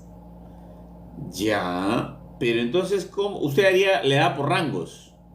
O sea, niños de 5, 8 años. Por grupo etario. Por grupo etario. Ya, pero la variable no dice grupo etario, dice edad. Y edad, yo le pregunto, doctor Curo, ¿cuál es su edad? 58. 58. Doctora Shane, bueno, no se preguntan las mujeres la edad, pero es por el ejercicio. ¿Cuál es su edad? 51, profesor. 51. Entonces, mira, Me han respondido un número. Me han respondido un número. Y ese número que me han respondido no es indicador ni es dimensión. Es un número, es un valor, es un índice. O sea, edad no tiene dimensión ni indicadores. Ahora, si yo digo por grupo etario, ya no se llama la variable edad, se llama grupo etario la variable. Ya de rangos, intervalo de clase. Acá no. Entonces, fíjense que lo que dicen algunos libros, que toda variable tiene que tener variable, dimensión, indicador, es falso. Y entonces todo el mundo hace la operacionalización con variable, dimensión, indicador. Dígame. Sí, escucho. O sea, a mí me queda claro que tomo como un número, o sea, no voy a poder medir porque serían infinitos, ¿no? Ajá. Y la variable como tal, edad así suelta, no lo podría medir. Tendría que ser... ¿Por rangos? Por ejemplo, prevalencia, claro, o sea, prevalencia de anemia en gestantes, prevalencia de anemia en adolescentes. Ya. Pero qué tal si yo... Usted cuando ha estudiado le han puesto notas, ¿verdad? ¿Cierto? Claro. Y a sus notas Sí. le han sacado un promedio, ¿verdad? Así es. ¿Y qué tal si yo le saco a la edad promedio? Claro, pero ahí hablaríamos de una media, de un promedio, una muda. Ajá. ¿Sí? Sí, claro. ¿Se dan cuenta? O sea, no todas las variables Sí, claro. tienen que ir de frente a dimensiones e indicadores. Hay variables que son grandotas y que se necesitan descomponer un montón. Por ejemplo, cuando yo le digo trato, solo trato nomás, mira, trato. Dentro de la calidad de la atención voy a coger la variable trato. Del trato, te saluda, no te saluda, se despide, te mira a los ojos, te atiende, te escucha cuando le hablas, ¿no? Mira todas las dimensiones que están saliendo o todas las subvariables que están saliendo de la variable trato. Y luego de ello, el saludo. ¿Ya? Sí, el saludo puedo seguirlo descomponiendo. El saludo fue cortés, sí, no. Amable, sí, no. Con tono de voz delicada, sí, no. El saludo fue tosco, sí, no. El saludo fue mirándole a los ojos, sí, no. El saludo fue cordial, sí, no. O sea, imagínate, solo con saludo. Yo puedo descomponer varios elementos. Entonces hay variables que van a descomponerse bastante en muchos pasos. Subvariable de primer orden, segundo orden, tercer orden, cuarto orden, quinto orden, sexto orden, séptimo orden, hasta tener los indicadores. Como hay variables que van de frente al indicador como grado de instrucción, como hay variables que no tienen indicadores como edad. Entonces yo no entiendo... Profesor. Sí, acabo esto. Pero... Sí. Entonces yo no entiendo cómo hace un instrumento a todos con los mismos 5 valores, cuando cada variable se mide diferente. Ya, ahora sí, escucho, Shen. Ya, en este caso, cuando, por ejemplo, si hablaríamos ya de una media de edad, ¿estaríamos como operacionalizando la variable? No, porque ya estamos aplicando la medida estadística. Edad no tiene operacionalización. Edad no tiene indicadores. Edad no tiene subvariables. Edad no tiene dimensiones. Edad tiene de frente el dato. Y ya le aplico la prueba estadística, Claro. el resultado ya. El indicador es antes de la prueba estadística, antes del resultado. ¿Se dan cuenta? No toda variable pasa por todos los pasos mágicos. ¿Ok? Hay muchas variables que se descomponen en muchísimos niveles y hay otras en ningún nivel. ¿Sí? Doctor, una pregunta. Dígame, doctor. ¿En qué casos, por ejemplo, en qué casos se rechaza la hipótesis alterna y se asume la hipótesis nula? Se rechaza la hipótesis alterna y se asume la hipótesis nula cuando el valor de P, cuando usted hace su prueba estadística, se aplica su chi cuadrado, su correlación de Spearman, su regresión lineal, regresión múltiple, cualquier prueba, y el valor de P tiene que ser menor de 0,05, o sea, menor del 5%. O sea, cuando uno tiene la campana de Gauss, Cuando uno tiene, a ver, vamos a ver con el lapicito. Cuando uno tiene la campana de Gauss, ok. Uy, se me torció por acá. Otra vez mejor. Otra vez. Entonces, cuando uno tiene la campana de Gauss, así más o menos, se supone que el 95% de la población es normal. Y hay un 5% de error a los costados, que es 2.5 realmente. ¿Ya? Y ese 5% de error se escribe 5 entre 100. Y 5 entre 100 es igual a 0,5. 0,05. Y si el valor de la significancia es mayor de 0,05, significa que no va a caer acá, sino va a caer acá. Si el valor de la significancia es menor de 0,05, va a caer en la región del error. Solamente se acepta la hipótesis de investigación si caemos en la región del error, menor de 0,05. Pero si cae en la sección de la normalidad, significa que nuestro trabajo está de cabeza, nuestra tesis no se comprueba y la hipótesis nula se acepta, porque la significancia del P es mayor que 0,05. A eso se refiere con la significancia. Bien, señores, hemos tenido una bonita sesión el día de hoy. Gracias. Gracias a usted. Y si hay algunas preguntas, los escucho con ansiedad para tratar de responderlas. Y bueno, si no, pues habremos concluido aquí. Dígame, doctor Guido Amadeo Fierro, lo escucho. Muy buenas noches. Buenas noches. Lo que pasa también en el mundo de los textos, ¿no? Aparece básicamente Sampieri, ¿no? Entonces ahí entonces, pero en sí esto de las variables, por ejemplo, y el problema general, la hipótesis específica, está en Sampieri. Entonces ahí desde ese punto de vista no tenemos ahí muy poco existe en los textos así comerciales, y incluso en San Google también, ¿no? Saca bastante de ahí. Sí, doctor, lo apoyo con total celeridad, porque los libros de metodología de la investigación científica no son comerciales, pues no son para todos. Los libros de metodología de investigación científica son para especialistas.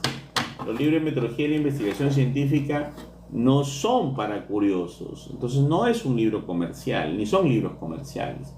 Son libros de muy baja venta, de muy baja demanda, ¿no? Pero un comunicador, un periodista, un especialista en marketing, como es este doctor, ha logrado que su libro tenga mucha comercialización. ¿Se dan cuenta? Entonces, si uno compra lo comercial, pues uno compra lo comercial, lo frecuente, ¿no? Es un poco el asunto. Sí, pero si ustedes revisan libros del Nuevo México, de Guadalupe García de la Torre, por ejemplo, u otros, esto no va a ser así, ¿no? Es más, es un libro, el que ustedes comentan, sumamente criticadísimo. ¿Por qué? Porque no tiene casi ningún fundamento, ¿no? Hay un libro del doctor Alejandro Caballero que se hizo en el Perú. Él se sentó un día y dijo, a ver, voy a inventar la metodología de la investigación científica. Lo voy a inventar. Y la inventó. Y la inventó de lo que él creía que era la metodología. Hizo un libro que se vendía bastante. Se puso de moda. Por ejemplo, los objetivos específicos daban pasos. Decía, primer objetivo específico: buscar antecedentes del estudio en bibliotecas especializadas. Segundo objetivo específico: definir claramente las variables. Tercer objetivo específico, o sea, todas las tesis debieran tener esto, según su libro. Calcular la muestra. Cuarto objetivo específico: determinar un presupuesto viable. Quinto objetivo específico: establecer un instrumento de investigación. O sea, obviamente el señor estaba aprendiendo de metodología, es un señor que le gustaba escribir, Y escribió un libro de 400 páginas inspirado en su imaginación. Se vendió bastante, pero luego fue eliminado, digamos, cuestionado, criticado, retirado de varios anaqueles de bibliotecas porque el libro era curioso.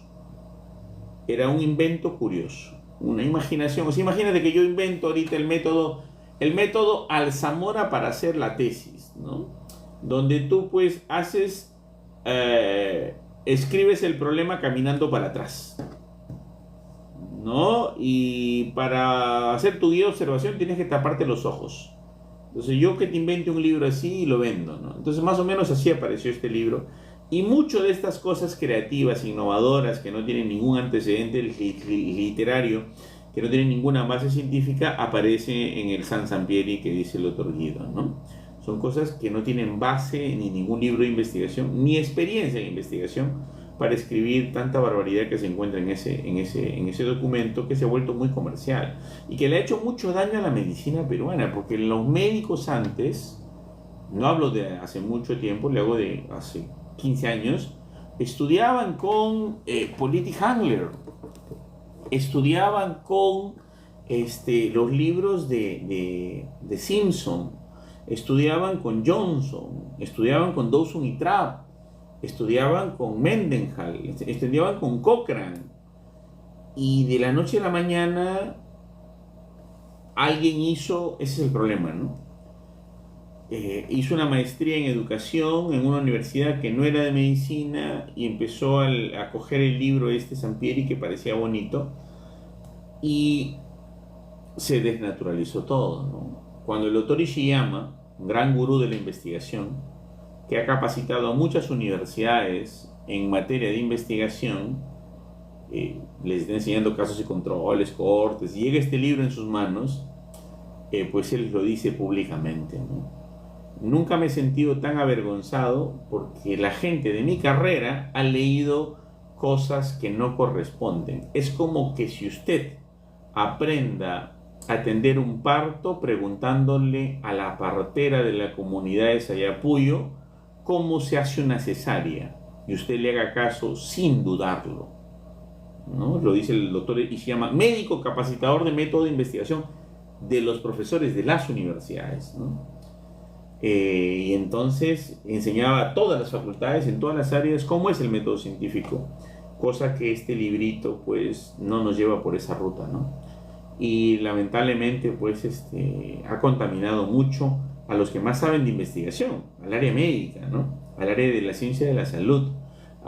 Y eso no lo tiene la culpa el libro, lo tiene la culpa el hecho de que, por ejemplo, el doctor Gerardo II no hace un doctorado en medicina en Cayetano, ni una maestría en salud pública en Wiener, por ejemplo. No, hace, por ejemplo, estoy tomando al doctor Gerardo como ejemplo nada más.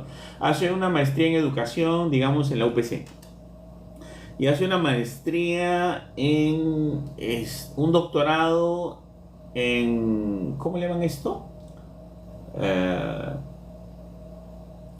En administración de empresas en la Universidad de Lima. Entonces en la Universidad de Lima le enseñan con libro de caballero. Ojo, se usaba en la Universidad de Lima. Y en la UPC le enseñan con Sampieri. Entonces el doctor Gerardo, que sabía epidemiología, que sabía todo, regresó a la universidad a enseñar con estas nuevas cosas que aprendió. Pero estas nuevas cosas que aprendió el doctor Gerardo tienen 150 años de antigüedad. Y la medicina que él estudió en pregrado tiene 20 años de antigüedad. Entonces empezó a confundirse y confundía los conceptos de metodología de la investigación. Ahí viene el problema. Ahí viene el problema. En no estudiar los libros que realmente se deben estudiar, sino estudiar libros que están alguito atrasados en metodología de la investigación. Ahora, yo no tengo nada en contra de los comunicadores. Muy bien que avancen los comunicadores, los periodistas, pero no voy a usar un libro de un periodista para aprender a hacer cirugía cerebral, pues. No voy a utilizar un libro de un periodista para aprender a usar la vacuna del COVID. Para usar la vacuna del COVID se utilizaron los mejores libros de epidemiología e investigación avanzada de la CDC, ¿no? lo mejor que había en el mundo. O sea, no voy a usar Santieri jamás. Se me mueren todos los pacientes. Si hubiera muerto el mundo entero, si hubiéramos utilizado esos métodos para aplicar la vacuna experimental del COVID, ¿no? Y los manejos, ¿no? Porque se hicieron cuadrados latinos, se hicieron diseño de bloques aleatorios, se diseñó 4 grupos de estudio de Solomon, se hicieron diseños complejos que no se aplican en estos libros de un nivel bastante limitado, como el libro de este señor mexicano, que es un buen libro para periodistas. Creo que del periodismo no debe salir. No creo que deba salir ni a la administración, porque significa que si tú aplicas el método científico a la administración, vas a quebrar empresas. Ya, estoy hablando de que es un libro bonito, básico, pero debe quedarse en el mundo de la opinión, porque lo que hace Sampieri es investigar la opinión. Y utiliza Likert de preferencia, porque la opinión es importante para él. Lo que opinan, ¿no? ¿Qué opinas de tu presidenta? ¿Estás de acuerdo o en desacuerdo? ¿Qué opinas de la Coca-Cola? ¿Estás de acuerdo o estás en desacuerdo? ¿Qué opinas de Ñapancha? ¿Estás de acuerdo o estás en desacuerdo? Porque es investigador de mercado, pues. El investigador de mercado es su chamba. Si estás de acuerdo, no con que Ñapancha tenga puntitos azules. Si tiene puntitos rojos, ¿tú lo comprarías? ¿De acuerdo o desacuerdo? Si tiene puntitos verdes, se vería feo, no lo comprarías, ¿no? Porque esa es su chamba, pues, la opinión. El mundo de la opinión. Pero el mundo de la opinión, de la metodología científica, la metodología, no me atrevo a llamarle ni científica, sino la metodología de investigación de la opinión, no puede aplicarse a la metodología de la investigación de la evidencia, de la ciencia, de los datos, de las cirugías, de la ciencia exacta de la investigación cuantitativa. Porque ahí entraríamos en problemas muy serios, ¿no? Muy serios. Es un buen libro, bien vendido, porque el autor es un especialista en marketing, pues. El especialista en marketing te vende lo que sea. ¿Sí o no? Un especialista en marketing te vende sobre todo lo que no necesitas. Sino, a ver, ¿cómo compran el iPhone 16? ¿Porque la gente lo necesita? ¿O porque los especialistas en marketing te lanzan una campaña? ¿Se dan cuenta? Bien, chicos. Hemos terminado. Prendan su camarita, por favor. Y a capturar la asistencia el día de hoy.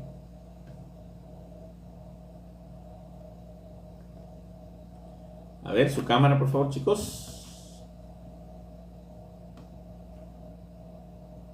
A ver, muy bien. Vamos a capturar. Vamos a la 1. A las 2. Y a las 3. Ok, muchachos. Gracias entonces. Nos vemos el próximo domingo. Cuídense. Hasta luego. Suerte. Nos vemos. Gracias, doctor, gracias. Hasta luego, gracias, nos vemos.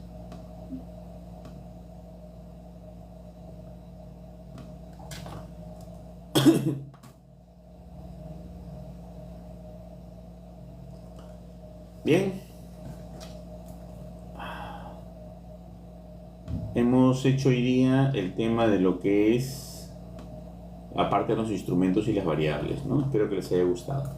Nos vemos hasta el próximo domingo.